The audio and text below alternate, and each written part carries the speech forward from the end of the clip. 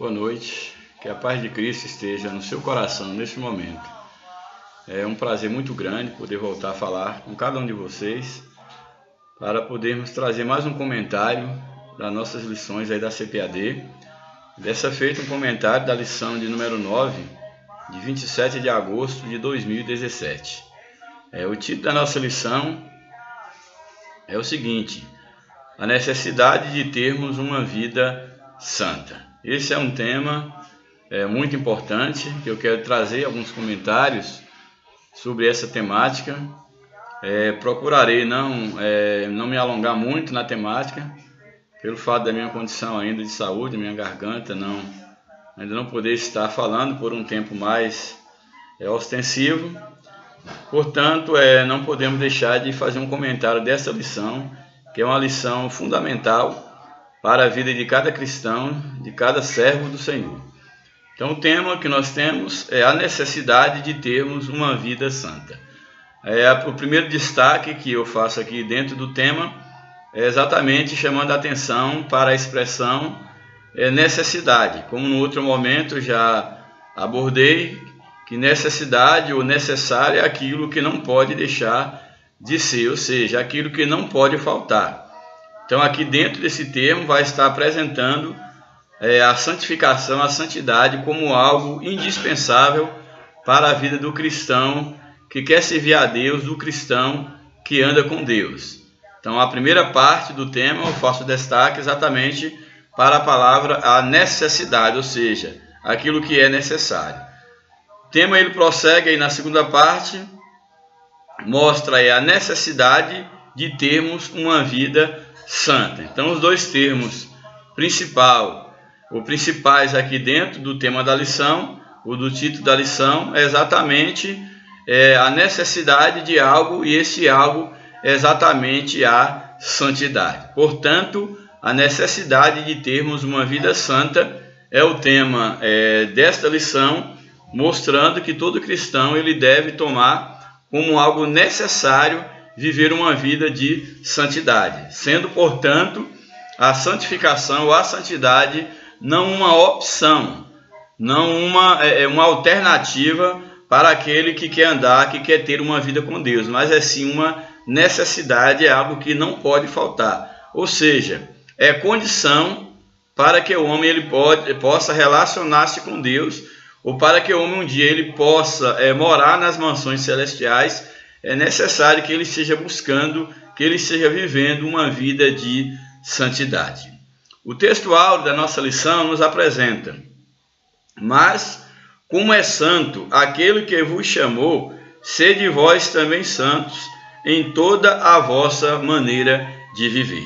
Então, esse texto áureo, exatamente, ele é o texto que nos chama a atenção para o desafio, para a necessidade de nos equiparmos do elemento necessário para podermos viver o chamado de Deus, que é exatamente a santificação. Sabemos que nós somos chamados por Deus, e a Bíblia nos afirma que não foi nós que escolhemos a Deus, mas sim o Senhor que nos escolheu. Então, portanto, o texto aí de 1 Pedro, capítulo 1, verso 15, que é o texto áureo, ele nos faz exatamente essa afirmação: mas como é santo aquele que vos chamou. Ou seja, é Deus quem chama o homem para a salvação, é Deus quem opera a salvação na vida do homem, e Deus ele é santo. A natureza de Deus é que ele é santo. Portanto, o homem, o cristão salvo, ele não foi chamado pelo homem, ele não foi chamado pela religião. Apesar de que muitos receberam um convite do homem, muitos receberam um convite da religião, e infelizmente nós podemos perceber que aquelas pessoas cujas consciências levam elas a pensarem que o compromisso que ela tem é com o homem ou com a religião, dificilmente elas conseguem viver uma vida de santidade, mesmo porque a santidade é uma obra operada por Deus, por intermédio da pessoa do Espírito Santo, ou seja, por aquele que nos chamou. Então Deus ele é tanto aquele que chama, como aquele que efetua a santificação na vida do homem. Então aqui o texto nos leva a entender exatamente isso. Olha, mas como é santo aquele que vos chamou, ou seja, Deus nos chamou para viver segundo a sua vontade, e ele é santo. Portanto, como é santo aquele que vos chamou, sede vós santos em toda a vossa maneira de viver.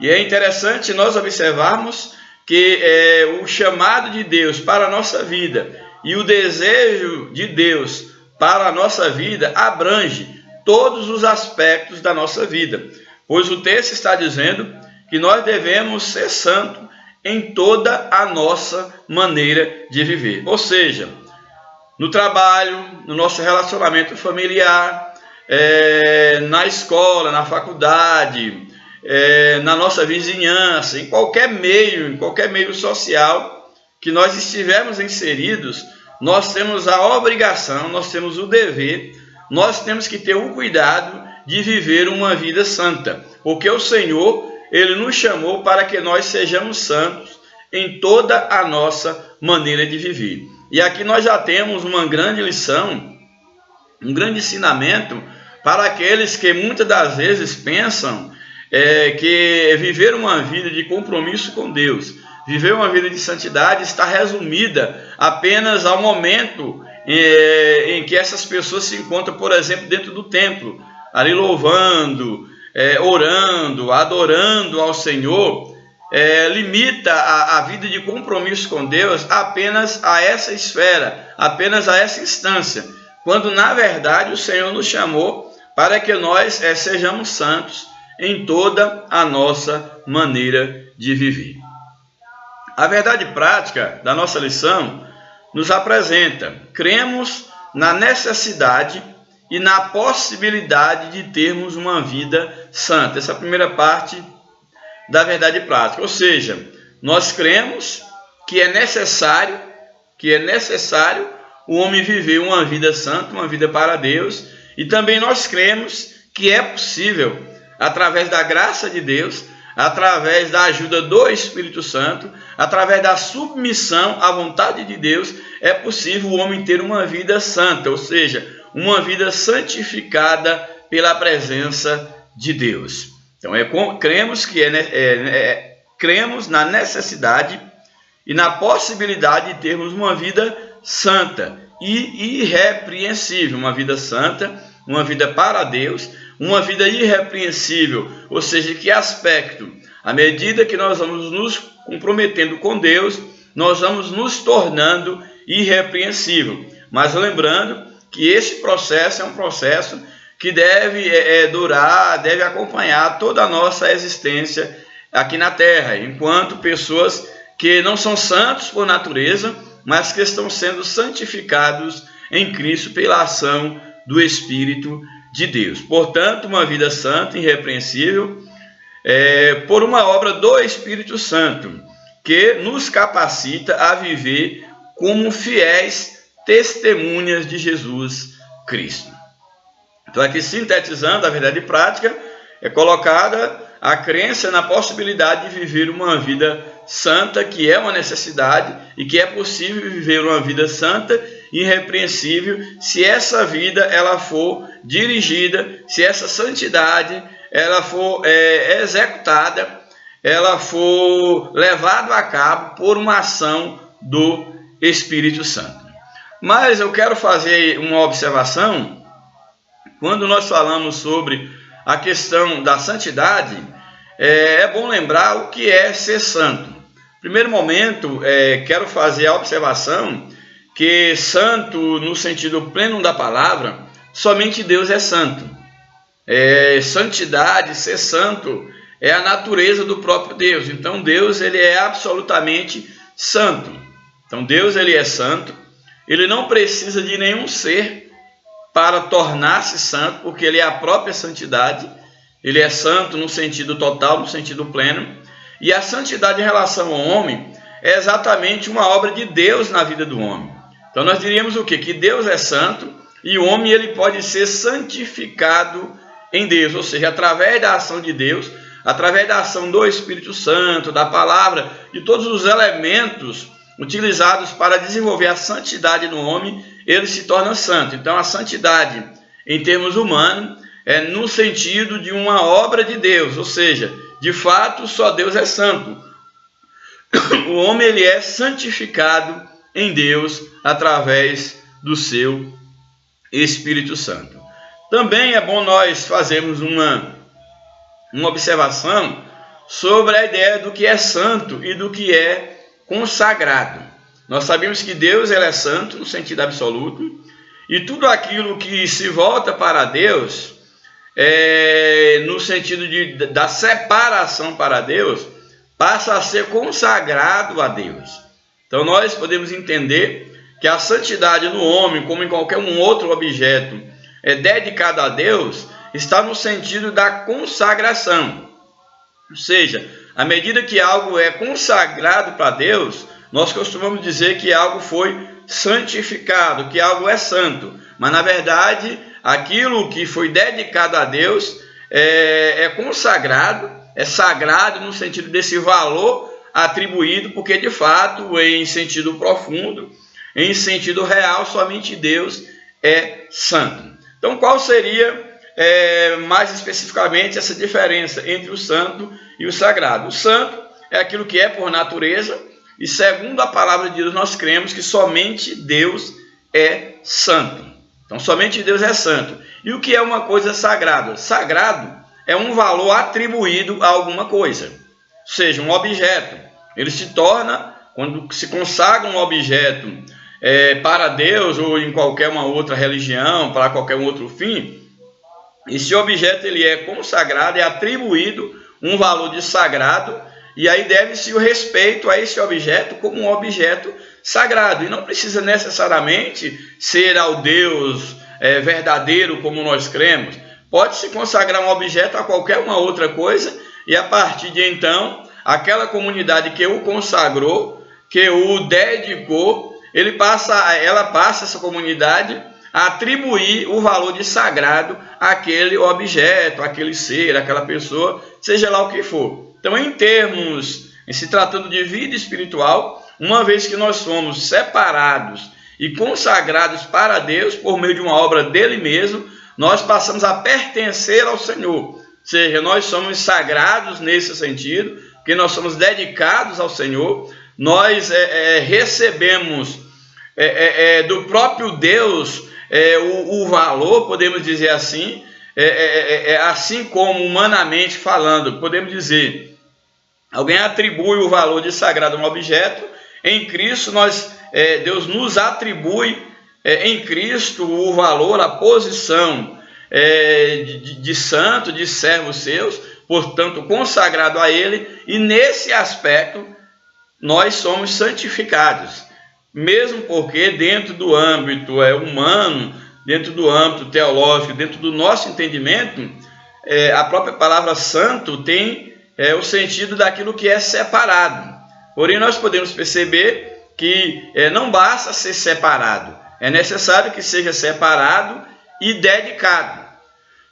Então, o cristão é aquele que foi separado e, ao mesmo tempo, dedicado, consagrado, sagrado para Deus. Então, é nesse aspecto que nós temos a santidade, que nesse aspecto é que nós somos santos, porque nós somos separados, fomos consagrados, dedicados, e Deus em Cristo Jesus nos aceita como filhos. A santidade de Deus, ela é transferida para nós por meio do sacrifício de Cristo, que é aplicado na nossa vida por intermédio da ação purificadora, santificadora do Espírito Santo. Bem, vamos então para a leitura bíblica em classe. Ela nos apresenta o seguinte, está em 1 Pedro, capítulo 1, versos 13 ao 22, que nos afirma o seguinte, versículo 13, portanto, cingindo os lombos do vosso entendimento, sede sóbrios, e esperai inteiramente na graça que se vos ofereceu na revelação de Jesus Cristo. Então nós temos aqui um conselho do apóstolo Pedro, E é o conselho de Deus para nós que nós devemos cingir os nossos lombos, as nossas forças, a força do nosso entendimento. Aqui fala do lombo, fala da questão da resistência, porém o lombo do nosso entendimento, ou seja, cingir o vosso entendimento, fortalecei o vosso entendimento, sede sóbrios, ou seja, sede lúcido, moderado, sede lúcidos, sede sóbrios, e esperai inteiramente na graça de Cristo Jesus. Então aqui nós somos convocados, aqui o nosso entendimento, o lombo, no sentido metafórico, os lombos do nosso entendimento sejam fortalecidos, que nós estejamos lúcidos no mundo espiritual, para aguardarmos na graça de Jesus Cristo, que há de operar ou que opera em nossas vidas. O verso de número 14 nos afirma: como filhos obedientes, não vos conformando com as concupiscências, ou seja, com os prazeres, com a cobiça, não vos conformando com as concupiscências que antes havia em vossa ignorância. Ou seja, uma vez que os nossos lombos são cingidos pela graça de Deus, uma vez que o nosso entendimento ele é iluminado pela graça de Cristo, nós temos que ter o cuidado de não estar nos conformando, ou seja, não estar de acordo com a forma ou com a forma exatamente do mundo, com a forma do pecado. Então o texto ele nos chama a atenção para não nos conformar com a concupiscência, ou seja, com a cobiça, com o pecado da vida que nós vivíamos no tempo da ignorância, antes do nosso entendimento ter sido esclarecido pela graça de Deus. Porque quando o texto, no verso 13, manda cingirmos, fortalecer o lombo do nosso entendimento com a graça de Cristo, e logo no verso 14, chama exatamente o quê? Que nós não devemos então agora estar conformados com a vida de pecado que nós tínhamos antes. Exatamente por quê? Porque nós vivíamos na ignorância. O nosso entendimento era entenebrecido pelo pecado. E agora o nosso entendimento ele foi esclarecido pela graça de Deus. Portanto, não vos conformeis, ou seja, não estando conformado com a concupiscência que antes havia na vossa ignorância. O verso de número 15. Mas como é santo aquele que vos chamou, sede vós também santos em toda a vossa maneira de viver, como nós já vimos lá no texto áureo. Verso 16. Porquanto escrito está, sede santo, porque eu sou santo. Aqui fazendo menção à santidade de Deus, e assim como Deus é santo, há uma convocação para que nós também sejamos santos. Verso de número 17. E se invocais por Pai aquele que sem acepção de pessoa julga segundo a obra de cada um, andai em temor durante o tempo da vossa peregrinação, durante o tempo que Deus conceder que nós vivamos aqui nessa terra, sabendo que não foi com coisas corruptíveis, como prata ou ouro, que fostes resgatado da vossa vã maneira de viver, que por tradição recebeste dos vossos pais. Ou seja, levando-nos à consciência de que o resgate pelas nossas almas não foi com o preço do ouro ou da prata, nenhum objeto, nenhum valor material. E aí o verso de número 19 diz: mas com o precioso sangue de Cristo, como de um cordeiro imaculado, sem mácula e incontaminado. Então esse foi o preço do nosso resgate. Verso 20. O qual, no caso Cristo, na verdade, em outro tempo foi conhecido, ainda antes da fundação do mundo, Cristo enquanto Deus na eternidade, mas manifestado nesses últimos tempos por amor de vós. Então aqui o apóstolo apresenta que Cristo, ele enquanto Deus, ele já era conhecido porque ele estava na eternidade, ele é o Pai da eternidade, e ele foi manifestado para os homens um caso para aquela geração e para nós, exatamente com o propósito de trazer Deus para o homem e, ao mesmo tempo, levar o homem de volta para Deus. E por ele credes, ou seja, por Jesus, credes em Deus, e por ele credes em Deus, que o ressuscitou dos mortos e lhe deu glória, para que a vossa fé e esperança estivesse em Deus, purificando a vossa alma na obediência à verdade, para amor fraternal não fingido, amai-vos ardentemente uns aos outros com um coração puro. Então nós vemos aqui que o Senhor nos chamou, realizou toda a sua obra na nossa vida, para que nós pudéssemos voltar para Deus e purificados dos nossos pecados, a nossa alma sendo purificada pelo Senhor, para que nós pudéssemos desenvolver o amor fraternal, que nós pudéssemos amar uns aos outros com um amor verdadeiro, com um amor não fingido, como o texto ele nos coloca, e que pudéssemos ardentemente amar uns aos outros com um amor puro. Então aqui é o que a leitura em classe ela nos apresenta. Já estarei indo para o comentário da lição. Como falei, não vou estar me alongando, pois não estou em condição de poder falar muito. Então vamos logo para aí o comentário da lição. A introdução nos apresenta o seguinte: quando o pecador se arrepende e aceita Jesus como seu salvador pessoal, ele é justificado, regenerado, santificado e adotado na família de Deus. A santificação é especialidade do Espírito Santo. É instantânea, mas ao mesmo tempo progressiva, pois esse processo continua na vida do crente. Aqui o presente estudo pretende explicar a necessidade e a possibilidade de uma vida santa. Então essas afirmações aqui que o comentarista faz, elas estarão aqui no corpo da lição, e nós estaremos abordando e traçando aí um breve comentário em alguns momentos, quando houver aí necessidade. Primeiro tópico da lição: definindo os termos. Primeiro subtópico: a santidade de Deus.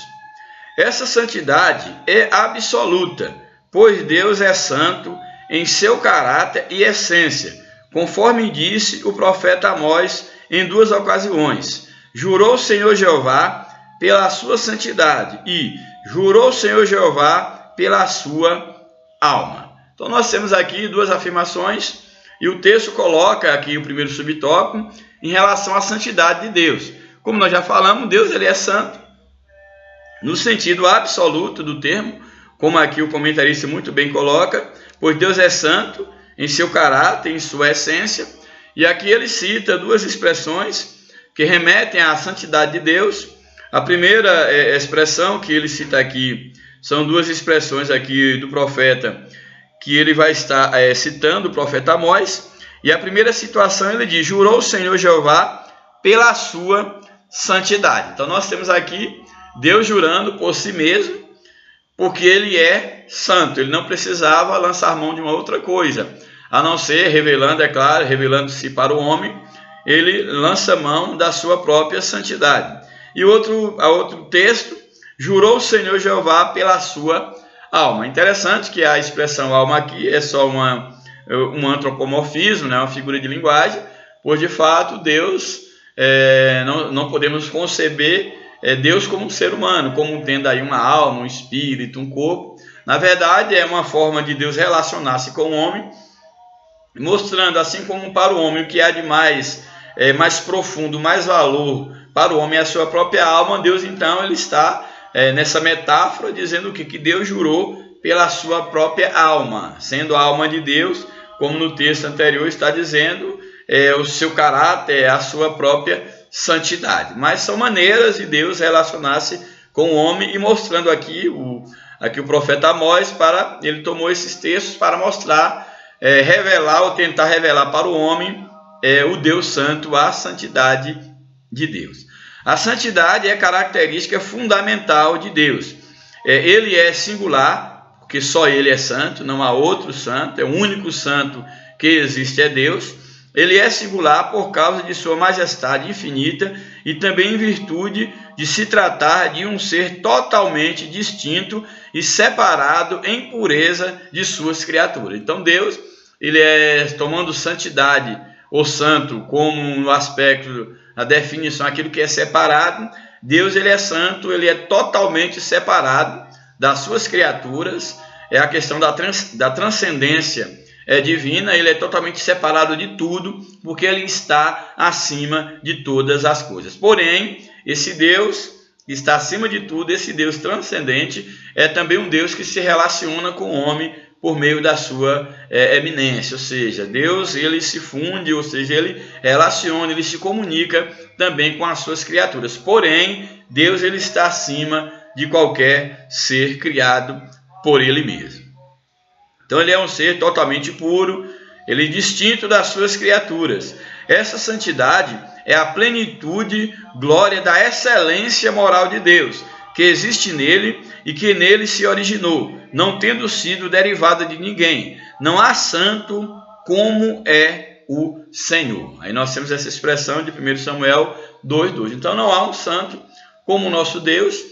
A santidade de Deus, ele não derivou de nenhum outro ser, porque ele é a própria santidade. Ele é santo por natureza, e não há como, ninguém explica Deus, não há como explicar a santidade de Deus. Então tudo que é perfeito, tudo que é puro, tudo que é verdadeiro, se resume em Deus. Então Deus, ele é santo num sentido absoluto. Então aí dentro desse tópico, definindo os termos, nós vimos a santidade de Deus, e agora nós vamos ver o significado da palavra santo, que está no subtópico 2. O verbo hebraico kadosh, ser santo, e seus derivados, santo, santificar, dedicar, consagrar, no Antigo Testamento significam separar. Então esse termo, santificar, significa separar, e no Antigo Testamento, quando aplicado à religião de Israel, tem a ideia de separar para Deus, retirar do uso comum, tal como pode ser visto em Levítico 10:10. Isso vale para, no caso, a ideia do separar e dedicar e consagrar. Isso vale para lugares, casas e campos, utensílios, animais, o ouro do templo, pessoas e muitas outras coisas, como dias santos, festas, etc. Assim, o sentido de santidade é de afastar-se de tudo o que é pecaminoso, de tudo o que contamina. A Septuaginta traduz kadosh, santo, pelo termo hagios, que quer dizer também santo, palavra adotada pelos escritores do Novo Testamento. Há outro termo menos comum, mas igualmente importante, que é tahé, ou taer, que quer dizer purificar, e o seu cognato, que seria katarizo, que quer dizer no grego, usado na Septuaginta, que tem o mesmo sentido cerimonial e moral de purificar, de separar. Ou seja, o que nós temos aqui, em relação ao sentido do termo santo, ou santidade, ou santificado, em se tratando mais especificamente desse contexto do Antigo Testamento, também do Novo Testamento, em se tratando do cristão, que é o que nos interessa, é que santificar, tudo aquilo que é santificado, desde lá a antiga aliança, era separar para, ou seja, separar para Deus. Então a ideia, se nós formos observar, a ideia da santificação, ou de estar santificado, é exatamente estar separado para Deus. Então o cristão, ou aqueles que se voltam para Deus, eles devem ter consciência disso, que eles foram separados do mundo no sentido do pecado. É bom que deixe muito claro isso, porque muitos pensam que para ser santo tem que se separar das pessoas. Por exemplo, não relacionar-se mais com as pessoas. Não, isso não é viver santo, mesmo porque, como luz do mundo, como sal da terra, não faz nenhum sentido a nossa identidade enquanto luz, enquanto sal, se nós nos afastarmos dos lugares onde nós devemos manifestar a nossa luz, manifestar o nosso tempero. Então a ideia aqui de separar não é separar das pessoas, é claro, que em dado momento, quando for possível, determinados ambientes, nós temos que, de fato, dentro da possibilidade de separar mesmo, porque pode comprometer a nossa identidade. O próprio salmista, ele diz que bem-aventurado o homem que não se assenta na roda dos escarnecedores, que não detém no caminho dos pecadores, mas isso não quer dizer que para sermos santos nós temos que separar das pessoas. O que a Bíblia nos apresenta que nós temos que separar são das práticas pecaminosas, ou seja, de tudo aquilo que fere a santidade de Deus, de tudo aquilo que testifica contra a vida de um verdadeiro salvo, de uma verdadeira vida transformada pelo poder do Espírito Santo. Então aqui, voltando ao comentário desse subtópico, quando nos dá a ideia aqui do santificado, é exatamente a ideia de ter sido separado, mas não apenas ter sido separado, é ter sido separado para quem? Separado para Deus. Então o cristão ele tem que ter consciência disso, saber de onde ele estava, quem o separou, que isso é muito importante, que nós sabemos que quem opera a santidade, quem opera o chamado é Deus. Então o cristão ele tem que ter consciência de onde ele estava, ele tem que ter consciência de quem o chamou, que é Deus. Uma vez que ele for chamado, ele tem a consciência, ou deve ter a consciência, que esse chamado significa exatamente o ato de ser separado. Porém, Deus, ele nos separou para um fim. Então nós somos separados para vivermos a vida de Deus. Ou seja, Deus nos chamou, então fomos separados para viver uma vida de dedicação a Deus. Então a santidade, o aspecto da santidade, não para no ato de ter sido chamado, ou seja, de ter sido separado. Porque muitos, infelizmente, dizem até que recebeu um chamado da parte de Deus, que deixou o mundo, que agora não vive mais para o mundo, porém não tem uma vida dedicada para Deus. Então nós manifestamos a verdadeira santidade na nossa vida, não é apenas quando nós dizemos que mudamos de religião, não é apenas quando nós dizemos que agora somos diferentes. Essa diferença, ela deve ser percebida exatamente através da nossa dedicação para Deus. Porque uma vez que nós somos separados, fomos separados para Deus. Ou seja, para dedicar a nossa vida para Deus. Ou seja, se antes eu vivia no mundo, na prática do pecado, na prática da mentira, na prática do engano, praticando tudo aquilo que não agrada a Deus, tudo aquilo que ofende a santidade de Deus, eu estava então dedicado a esse tipo de vida. Mas uma vez que o Senhor nos chamou para uma obra, e esta obra, toda ela, tem que ser feita na sua direção, e o principal objetivo de Deus para nós é exatamente a nossa santificação, então nós temos que mostrar na prática que nós somos separados e dedicados para uma vida diferente. Então esse é o sentido de santidade, de ser santo para o cristão. É a consciência de que ele foi separado, mas não apenas separado. O processo da santificação na nossa vida não deve parar no ato de ter sido separado. Ele deve ser concluído ou continuar sendo executado exatamente através da nossa dedicação para Deus. Então esse é o sentido que nós temos, que a lição nos apresenta. A ideia da santificação ou do santificado é aquilo que é separado para Deus, ou seja, retirado do uso comum. Ou seja, tínhamos um uso lá no mundo, que era não fazer a vontade de Deus, então fomos tirados desse uso e fomos agora consagrados, dedicados para Deus. Assim como acontecia no passado, como nós temos aí em Levítico, onde era consagrado no lugares, casas, utensílios, que eram consagrados, por exemplo, lá no templo, o ouro, para ser, então, estar a serviço da casa de Deus. Aí nós temos o terceiro subtópico, que está dentro já do que eu falei, que mostra aqui no tópico número 2, subtópico 2, o sentido do santificado, que é separado para Deus. E aí o terceiro tópico coloca a exclusividade, ou seja, uma vez que nós somos separados e dedicados para Deus, é necessário que nós tenhamos consciência disso.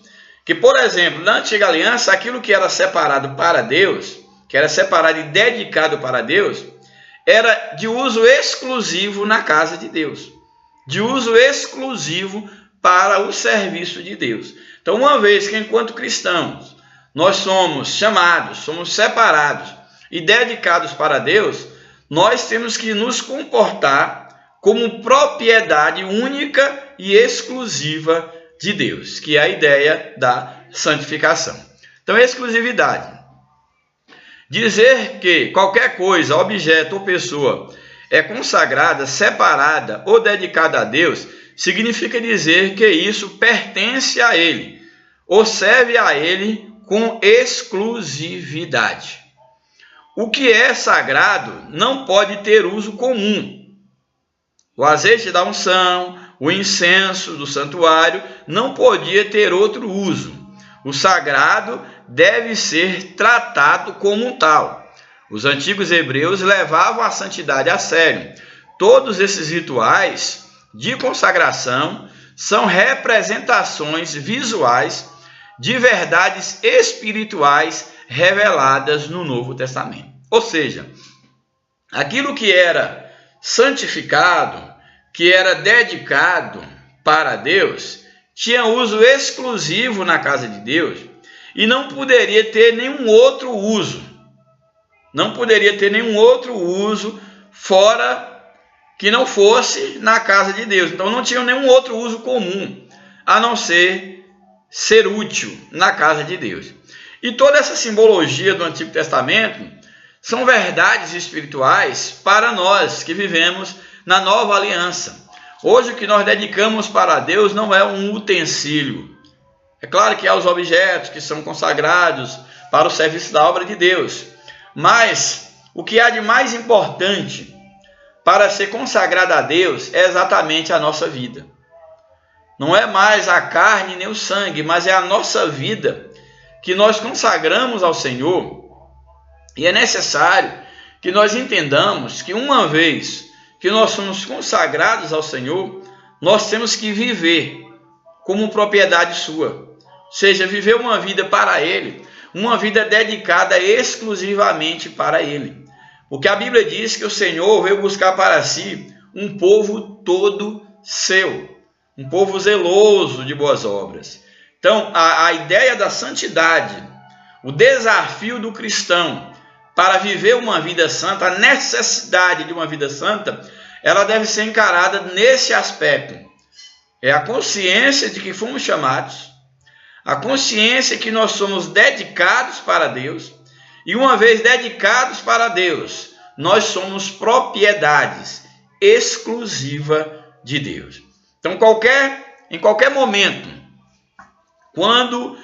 enquanto filhos de Deus, nós nos percebermos prestando um serviço, se for um serviço em termos espirituais, um serviço que venha a manchar a nossa natureza, a manchar a missão para a qual nós somos chamados.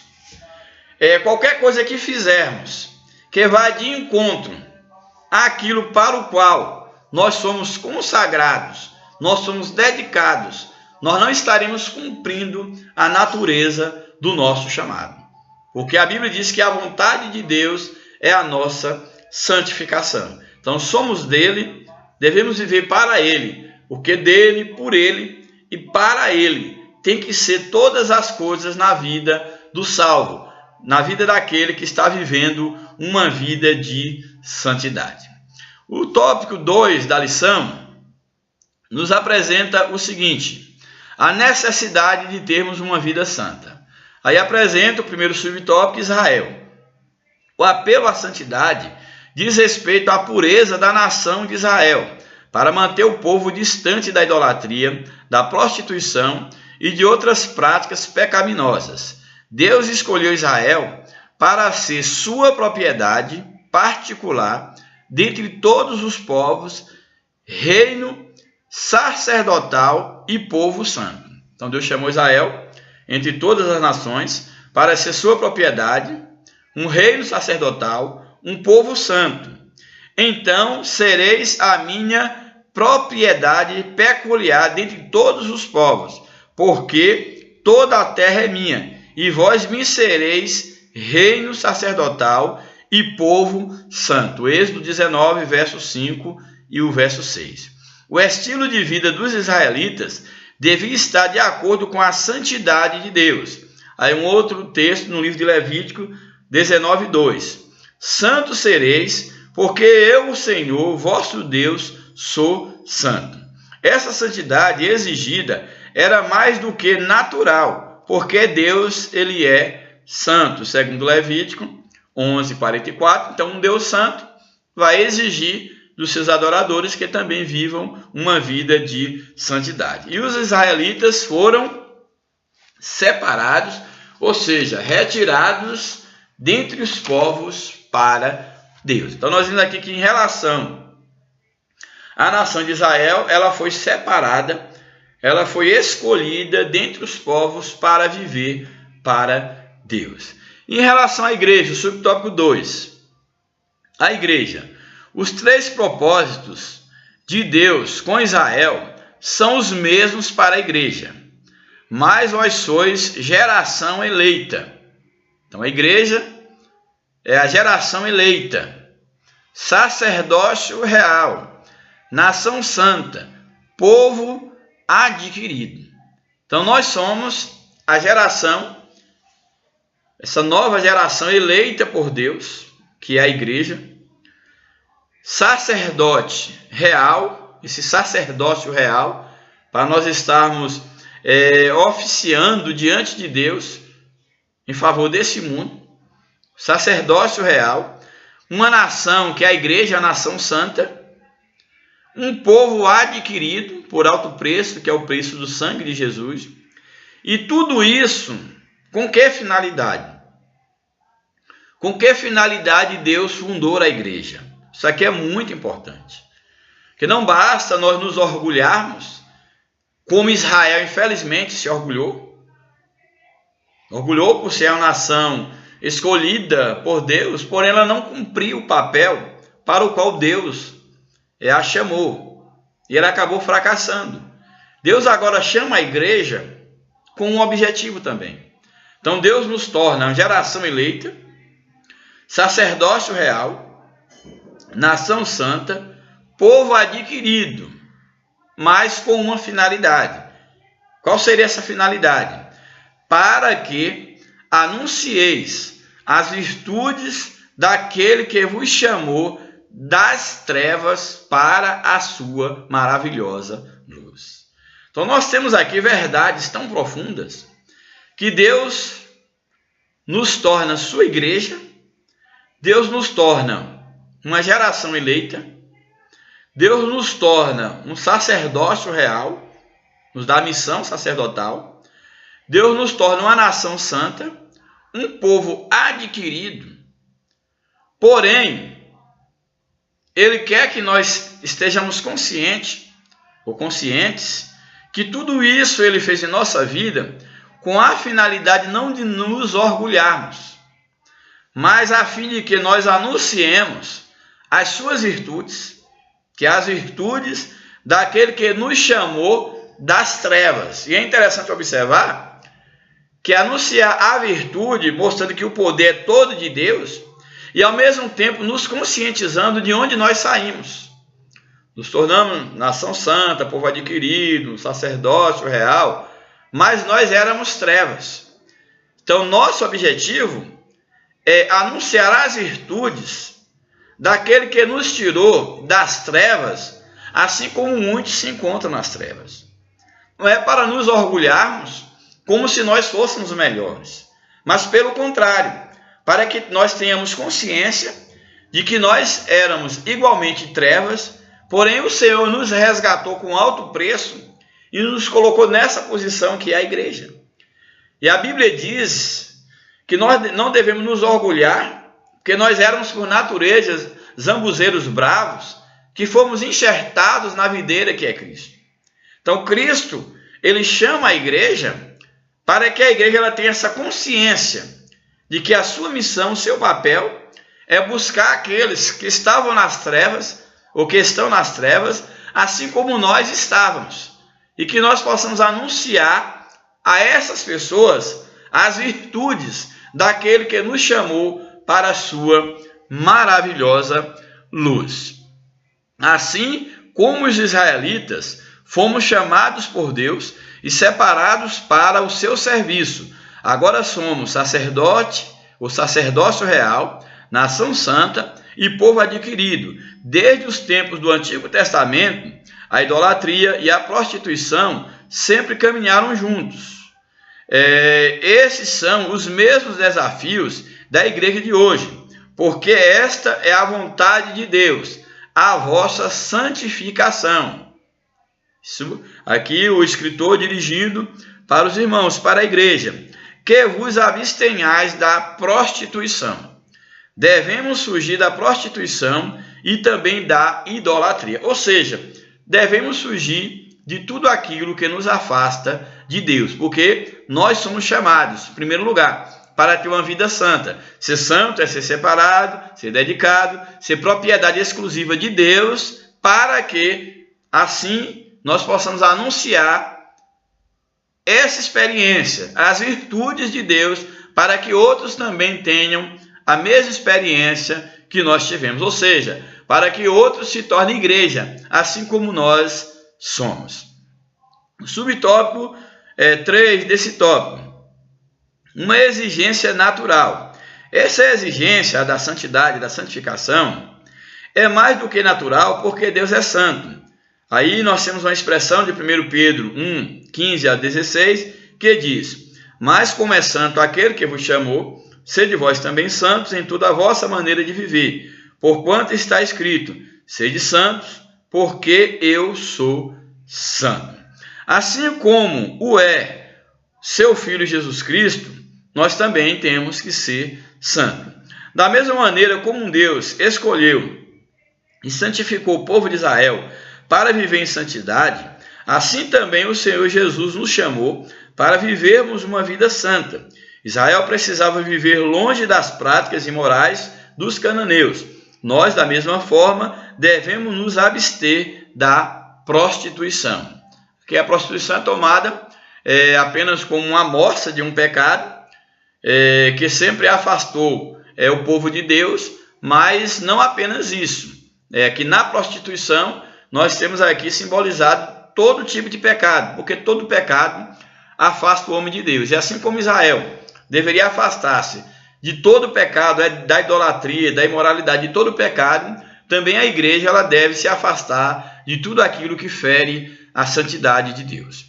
O último tópico da lição, o tópico 3, nos apresenta a possibilidade de termos uma vida santa. Primeiro, a santificação posicional. É o primeiro aspecto da santificação, também chamado de santificação passada ou instantânea. É posicional porque acontece uma mudança no ser humano, de pecador para santificado em Cristo. É a santificação que ocorre quando o pecador recebe pela fé a Jesus como Senhor e Salvador pessoal. Essa santificação é instantânea, mas é também o começo de uma vida progressiva de santificação. Todos nós, salvos em Jesus, somos santos, e é assim que somos reconhecidos no Novo Testamento. E é dessa maneira que o apóstolo se dirige aos crentes nas suas epístolas.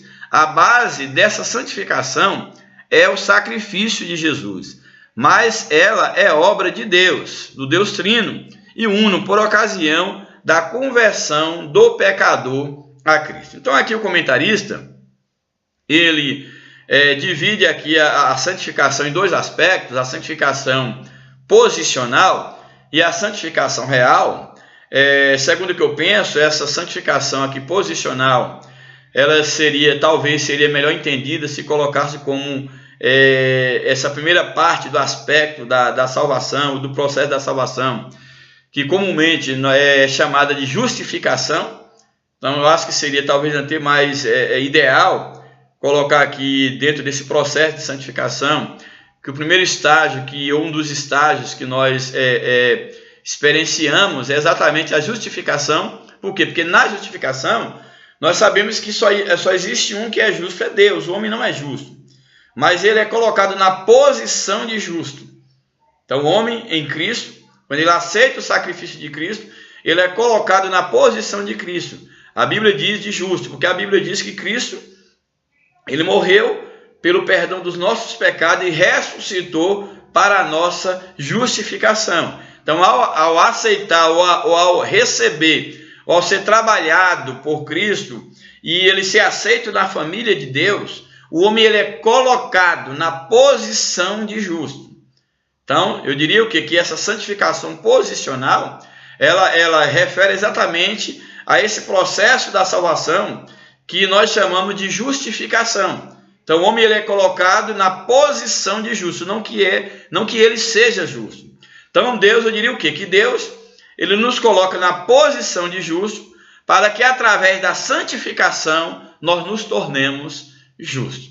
Então, é só fazer essa observação, que essa santificação posicional também, segundo a minha concepção, não é o que o comentarista coloca, nós poderíamos chamar também de justificação, no sentido de que Deus nos coloca nessa posição de justificados pela fé. Porém, Deus espera que através da vida de santidade nós venhamos a corresponder à nossa posição de justo. Mas aqui o comentarista ele nos apresenta exatamente que esse momento inicial, quando o homem ele abraça a fé, ele se converte, ele entrega a sua vida a Cristo, ele é chamado de santo, ou seja, ele é colocado na posição de santo para em seguida, segundo aqui o comentarista, ele viver o segundo passo da santidade, que é a santidade real, segundo o comentarista. Então, o subtópico 2, a santificação real.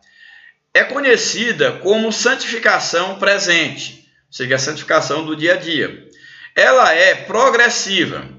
A cada dia avançamos em santidade, mas todos nós, de cara descoberta, ou seja, à medida que Deus ele vai trabalhando em nós, a nossa impureza vai sendo tirada, nós vamos nos descobrindo em Cristo, ou seja, o nosso velho homem vai se desfazendo e o novo homem em Cristo ele vai surgindo. A ideia da cara descoberta e tirando toda a máscara e para que Cristo seja gerado em nós. Então, mais todos nós,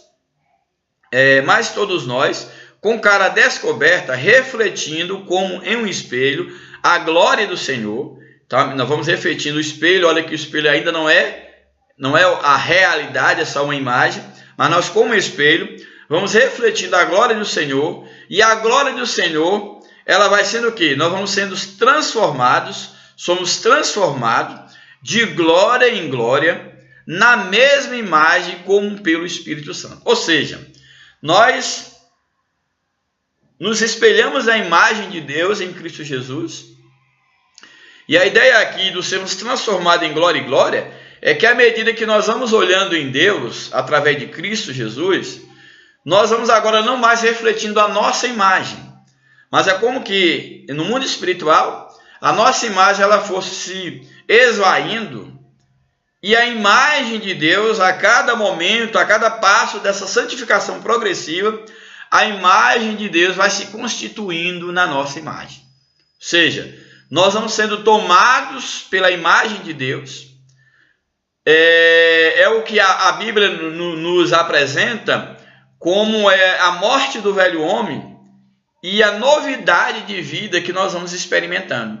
Então, à medida que nós vamos nos espelhando em Deus, à medida que nós vamos nos espelhando em Cristo, o velho homem, a nossa velha imagem, ela vai morrendo, ela vai apagando, e a imagem de Cristo, de glória em glória, através da ação do Espírito Santo, ela vai sendo gerada em nós.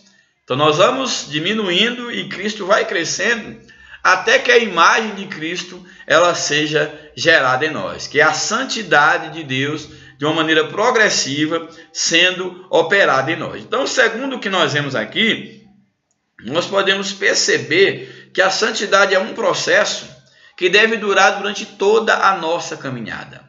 Nós temos que nos tornar santo a cada dia, a ponto de nós alcançarmos a estatura do varão perfeito que é Cristo. Então, santidade não é algo apenas posicional, como falamos ao início. Não é uma vez santo, santo para sempre. Adquirir a santidade, eu não devo viver, crescer em santidade. Não. Segundo as Escrituras e a própria vida prática do cristão, todo cristão que ele acha que já desenvolveu a santidade, que ele já atingiu um patamar de santidade, que ele não precisa mais ser santo, ele não está vivendo a verdadeira santidade. Porque o próprio livro do Apocalipse, quando em um dado momento retrata sobre o contraste entre a vida do justo e do ímpio, apresenta que o justo seja o justo mais justo ainda, o santo mais santo ainda, e o pecador ímpio que continue fazendo impiedade, não que Deus esteja mandando que o ímpio seja mais ímpio. Por quê? Porque não há alguém que seja tão ímpio que ainda não possa piorar mais ainda. E não há alguém que seja tão santo que não precise santificar mais ainda. Então essa é a ideia. Então o cristão, a santidade na vida do cristão é um processo que ele deve a cada dia estar melhorando. Então hoje você desenvolve a santidade em um aspecto da sua vida. Amanhã você já deve desenvolver essa santidade em outro aspecto. Ou seja, até que Cristo ele seja totalmente gerado em nós, esse é um processo que há de durar durante toda a nossa vida. Toda a nossa existência aqui na Terra, toda a nossa vida enquanto cristãos, deve ser uma vida pela busca da santidade. E interessante nós observarmos que esse é um processo que ele só vai concluir quando Cristo arrebatar a sua igreja. A Bíblia diz que quando do arrebatamento da igreja, aquilo que faltar em nós será completado por Cristo. É quando a Bíblia diz que o nosso corpo corrupto, o nosso corpo mortal vai se revestir da imortalidade. E a nossa alma, tudo aquilo que é em nós, que é corrupto, vai se revestir da incorruptibilidade. Ou seja, nós estamos vivendo nesse processo de santificação. E aquilo que falta em nós, já que eu posso afirmar com toda convicção que ninguém nessa vida ou por si só conseguirá completar todo o processo da santificação, todo o processo da santidade, mesmo porque não há um ser humano que ele possa dizer que Cristo já preencheu, já dominou todas as esferas da sua vida, porque Cristo ele tem que ser gerado no nosso espírito, do nosso espírito ele tem que ser gerado em toda a nossa alma, e aí na alma nós entendemos como alma a nossa vontade, os nossos desejos, as nossas emoções. Será que o Senhor já dominou todos os seus desejos? Seus desejos são os desejos de Deus. Seus pensamentos são os pensamentos de Deus. A sua vontade é a vontade de Deus. Os seus sentimentos são os sentimentos de Deus? É claro que não. Você tem melhorado, tem mudado os seus desejos, as suas vontades, os seus sentimentos. Deus tem trabalhado? Creio que sim. Mas é um trabalhar que há de durar toda a sua vida. Então, para mostrar para cada um de nós que esse aspecto da santificação, esse aspecto da salvação enquanto um processo, ele dura durante toda a nossa vida e é um processo doloroso. É um processo individual, como toda experiência. É um processo no qual o teu pastor, o teu pai, a tua mãe, o teu amigo, a tua esposo, ninguém pode passar por esse processo por você. É você que tem que experimentar. E nós sabemos, nós que estamos vivendo esse processo, nós sabemos que muitas das vezes é doloroso. Muitas das vezes você desejar algo que é aquilo que você quer, mas você perceber à luz do Espírito Santo que essa não é a vontade de Deus. E é nesse momento que você tem que ceder. É nesse momento que o processo vai doer, porque você sabe que você deve abrir mão do seu desejo, abrir mão da sua vontade, abrir mão do seu direito, dos seus caprichos, para que Deus, para que a imagem de Deus, ela seja gerada dentro de você, para que você esteja vivendo o verdadeiro processo de santificação. Então, santificação é isso. A Bíblia diz que nós devemos seguir a paz com todos e a santificação, sem a qual, quem? A santificação, ninguém verá a Deus. Então, santificação é um processo. Então, essa santificação real que a lição nos apresenta é exatamente um processo que nós precisamos passar, entendeu? Nós precisamos passar por esse processo para obtermos um crescimento espiritual. Então Deus nos apresenta isso, aqui a lição não coloca muito bem. De igual modo, o apóstolo Pedro exorta a santificação aos mesmos que ele chamava de santo. Então os cristãos, eles são chamados de santos no sentido posicional, mas ao mesmo tempo os apóstolos chamavam aos irmãos que eles deveriam desenvolver a santidade, ou seja, que o Espírito Santo ele habita em nós, como nos diz João 14:17. Ele habita em nós e, portanto, nós devemos desenvolver uma vida de santificação. Terceiro subtópico, a santificação futura. É o terceiro aspecto da santificação, conhecido também como glorificação. Então, nós vimos aqui a santificação posicional, que eu chamei de justificação. Temos a santificação real, que é esse processo que nós estamos vivendo durante toda a nossa existência aqui na Terra. E o terceiro processo da santificação, eu havia dito que a lição apresenta 2 tipos de santificação, mas na verdade aqui apresenta 3, que é a santificação posicional, a qual eu chamei de justificação, a santificação real, que é o dia a dia, esse processo da nossa vida aqui na Terra, e a santificação futura, que é exatamente aqui chamada como a glorificação, que vai acontecer exatamente no arrebatamento da igreja, quando a Bíblia diz que aqueles que estiverem mortos ressuscitarão primeiro com corpos glorificados, e nós, os que estivermos vivos, seremos transformados. Aí acontecerá assim essa santificação futura. Na ressurreição seremos completos, e isso é extensivo à santificação, quando o Senhor Jesus declara que transformará o nosso corpo abatido para ser conforme o seu corpo glorioso. Filipenses 3:21. É nessa ocasião que veremos Deus como Ele é. Essa é a nossa esperança. Louvado seja o nome de Jesus. E o último subtópico. É possível ser santo? Uma pergunta. Sim, é possível. É dever e deve ser o desejo de todo cristão se parecer com Jesus e ter uma vida santa, assim como o Mestre teve. Pela sua infinita graça, Deus concede vida santa a todos os pecadores, desde que eles se arrependem e confessem e creem na morte de Jesus. Assim, Deus disponibilizou 3 meios para a santificação. Então aqui o comentarista nos apresenta 3 meios que Deus colocou para que seja possível o homem ter uma vida de santidade. Primeiro meio é o sangue de Jesus. A Bíblia diz que o sangue de Cristo nos purifica de todo pecado. João Batista, ele vira para a multidão quando ele vê que Jesus vem ao seu encontro para ser batizado, e então ele afirma: eis o Cordeiro de Deus que tira, não apenas cobre, mas tira o pecado do mundo. Então, o primeiro elemento, o primeiro meio para nós termos uma vida santa é exatamente o sangue de Jesus. Então, Jesus ele morreu para a purificação dos nossos pecados.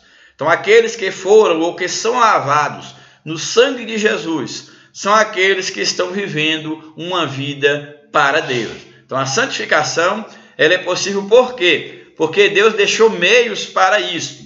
Então, o primeiro meio de Deus para a santificação do homem é exatamente o sangue de Jesus.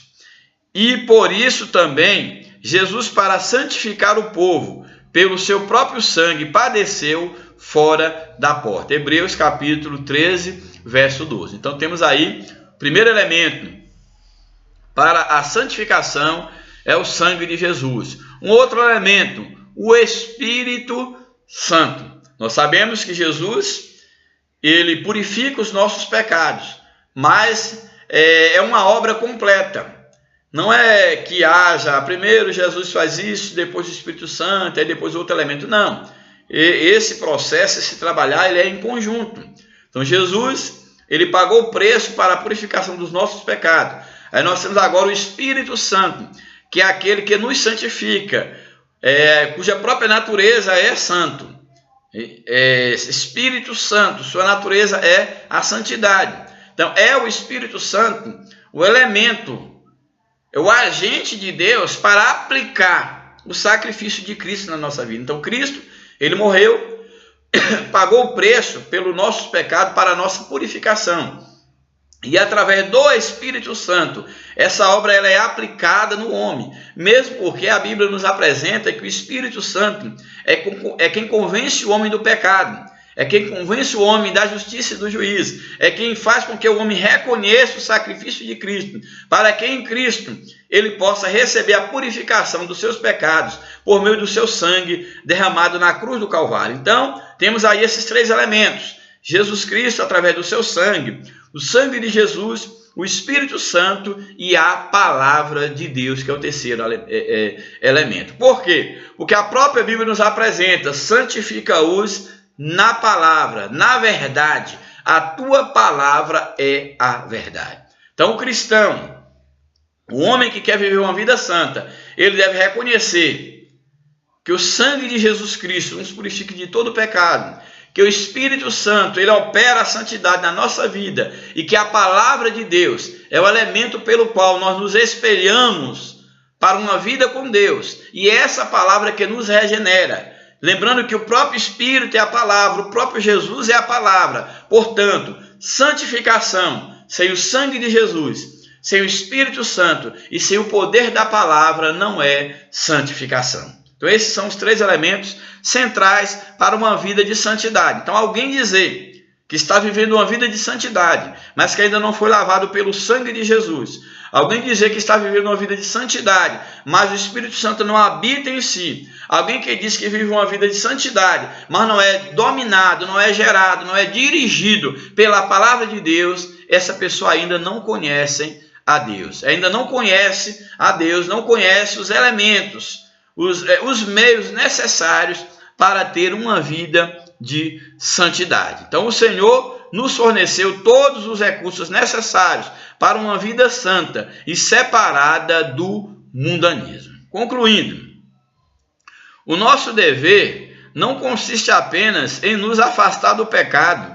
e de toda forma de paganismo, mas também em combater o pecado. Então aquele que é santo odeia o pecado. A Bíblia nos apresenta isso de maneira muito nítida, muito clara, que aquele que ama a Deus deve detestar o pecado. Então nosso dever, enquanto cristão, não é apenas afastar do pecado, mas também de todo o paganismo e combatê-lo, pecado, todo mal, combatê-lo com a pregação do Evangelho e com a nossa maneira de viver. A melhor maneira de se combater o pecado não é meramente falando, mas é através do nosso exemplo.